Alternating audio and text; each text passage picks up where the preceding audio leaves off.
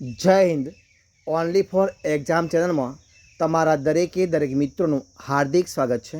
તો આજે આપણે વિડીયોમાં જોઈએ કે મિત્રો ગુજરાતની કોઈ પણ સ્પર્ધાત્મક પરીક્ષા હોય તો એની અંદર પૂછાય એવા ગુજરાત વિશેના જનરલ નોલેજના પ્રશ્નો જે મિત્રો છે એ તમારી સમક્ષ હું વેરી મોસ્ટ આઈએમપી પ્રશ્નો મિત્રો લઈને આવ્યો છું. અને દરેક વિડીયો મિત્રો આપણે 30 પ્રશ્નો જોવાના છે. તો વિડીયો પૂરેપૂરો જોજો. અને આજના વિડીયોમાં જે વિડીયો છે એ ભાગ નંબર 7મા નંબરનો છે. વિડીયો પૂરેપૂરો જોજો, તમને ખૂબ જ મદદરૂપ થઈ શકશે. તો જોઈએ આજના જે પ્રશ્નો છે એની શરૂઆત કરીએ.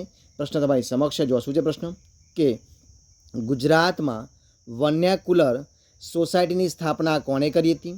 તો ગુજરાતમાં વર્નાક્યુલર સોસાયટીની સ્થાપના કરી હતી એલેક્ઝાન્ડર કિનલોક ફોર્સ્પે. કોને કરી હતી? એલેક્ઝાન્ડર કિનલોક ફોર્સ્પે કરી હતી. પ્રશ્ન આગળ જોઈએ આપણે કે બનાસ નદીનું પ્રાચીન નામ કયું હતું? તો એ હતું પર્ણાશા. કયું હતું? પર્ણાશા. જોઈએ પ્રશ્ન આપણે આગળ કે ગુજરાતના પ્રથમ મહિલા મંત્રી કોણ હતા? તો ગુજરાતના પ્રથમ મહિલા મંત્રી હતા ઇન્દુમતીબેન શેઠ. કોણ હતા? ઇન્દુમતીબેન શેઠ હતા. ઈસવીસન 640માં કયો ચીની પ્રવાસી ગુજરાતમાં આવ્યો હતો? તો યુએન સંઘ. કોના મિત્રો આવ્યો હતો? યુએન સંઘ. જોઈએ પ્રશ્ન આગળ કે ગુજરાતની ઉત્તર સરહદે કઈ પર્વતમાળા છે? તો ગુજરાતની ઉત્તર સરહદે અરાવલીની પર્વતમાળા છે. કોની છે? અરાવલીની પર્વતમાળા છે. બાદશાહનો હજીરો અને રાણીનો હજીરો નામની ઇમારત અમદાવાદમાં ક્યાં આવેલી છે? તો આવેલી છે માણેક ચોકમાં. ક્યાં આવી છે? માણેક ચોકમાં આવેલી છે. જોઈએ પ્રશ્ન આપણે આગળ કે પ્રાચીન સમયમાં ગુજરાતનું કયું બંદર વેપારી પ્રવૃત્તિઓથી ધમધમતું હતું? તો ભૃગુ કચ્છ એટલે કે ભરૂચ. કયું આવશે? ભૃગુ કચ્છ ભરૂચ આવશે. જોઈએ પ્રશ્ન આપણે આગળ કે AMA કયું આવશે? AMA IIM અને PRL એ કયા મહાનુભાવની દીર્ઘદ્રષ્ટિનું પરિણામ છે? તો એ છે ડૉક્ટર વિક્રમ સારાભાઈની. કોની? ડૉક્ટર વિક્રમ સારાભાઈની. પ્રશ્ન જોઈએ આપણે આગળ કે ઉષ્ણ જે છે એ કયા કવિનું ઉપનામ છે? તો નટવરલાલ પંડ્યાનું. કોનું છે? નટવરલાલ પંડ્યાનું. જોઈએ પ્રશ્ન આપણે આગળ કે સૌરાષ્ટ્રના કયા જિલ્લામાં પિરોટન ટાપુ આવેલા છે? તો જામનગરમાં. ક્યાં આવેલા છે? જામનગરમાં આવેલા છે. દ્વારકાધીશનું નિજ મંદિર પ્રથમવાર કોણે બંધાવ્યું હતું? તો વ્રજનાભે. કોણે બંધાવ્યું હતું? વ્રજનાભે બંધાવ્યું હતું. જોઈએ પ્રશ્ન આપણે આગળ કે અમદાવાદમાં પ્રથમ થિયેટરની સ્થાપના કોણે કરી હતી? તો એ કરી હતી ડાયાભાઈ ઝવેરીએ. કોણે કરી હતી? ડાયાભાઈ ઝવેરીએ. જોઈએ પ્રશ્ન આપણે આગળ કે છોટુભાઈ પુરાણી. કોણ? છોટુભાઈ પુરાણી વ્યાયામ મહાવિદ્યાલય ક્યાં આવેલું છે?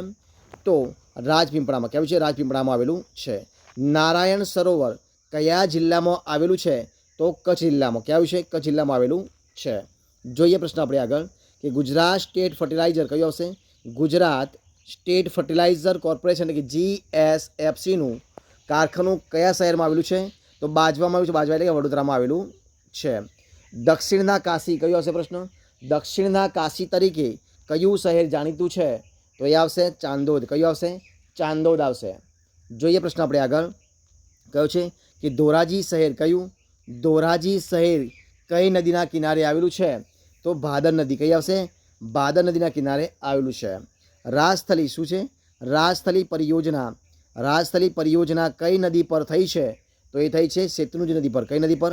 શેત્રુંજી નદી પર થઈ છે. જોઈએ પ્રશ્ન આગળ કે ગુજરાતની કઈ નદીને માઇકલ કન્યા તરીકે ઓળખવામાં આવે છે? તો નર્મદા નદીને. કોને? નર્મદા નદીને. સૌરાષ્ટ્રના કયા શહેરનું ઘી પ્રખ્યાત છે? તો ખંભાળિયાનું. કોનું? ખંભાળિયાનું ઘી પ્રખ્યાત છે. પ્રશ્ન આગળ જોઈએ કે દૂધસાગર ડેરી કઈ આવશે? દૂધસાગર ડેરીની સ્થાપના કોણે કરી હતી? તો એ કરી હતી માનસિંહભાઈ પટેલે. કોને કરી હતી? માનસિંહભાઈ પટેલે. ડોગર સંશોધન કેન્દ્ર ક્યાં આવેલું છે? તો નવા ગામમાં. ક્યાં આવેલું છે?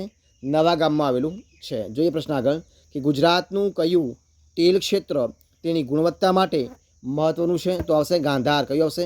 ગાંધાર. અમદાવાદમાં સાબરમતી નદીને કઈ નદી મળે છે? તો એ મળે છે ચંદ્રભાગા. કઈ નદી મળે છે? ચંદ્રભાગા મળે છે. જોઈએ પ્રશ્ન આપણે આગળ કે દહેજ બંદર કયા જિલ્લામાં આવેલું છે? તો ભરૂચ જિલ્લામાં. કયા જિલ્લામાં આવેલું છે? ભરૂચ જિલ્લામાં આવેલું છે. કયા પાકમાં અંગારિયો જેવો રોગ થાય છે? તો મિત્રો જે ડાંગર છે ડોંગરમાં અંગારિયા જેવો રોગ થાય છે. જોઈએ પ્રશ્ન આપણે આગળ કે પોલિમર કયો હશે? પોલિમર કોર્પોરેશન ઓફ ગુજરાતનો વહીવટ કોણ કરે છે? તો એ કરે છે GSFC. કોણ કરે છે? GSFC કરે છે.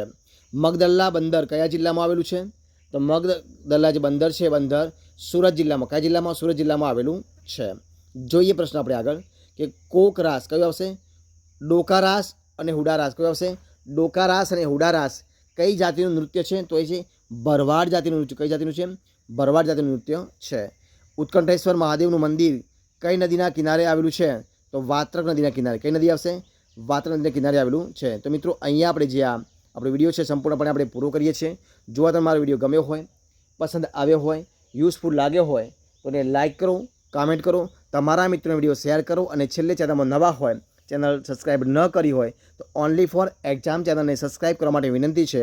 મારા વિડીયોને પહેલાંથી છેલ્લા સુધી જોવા માટે તમારા દરેક મિત્રો હું દિલથી ખૂબ ખૂબ આભાર માનું છું. ફરી મળીશું એક નવા વિડીયો સાથે, નવા ટોપિક સાથે. ત્યાં સુધી બની રહો. જય હિન્દ, જય ભારત, બેસ્ટ ઓફ લક.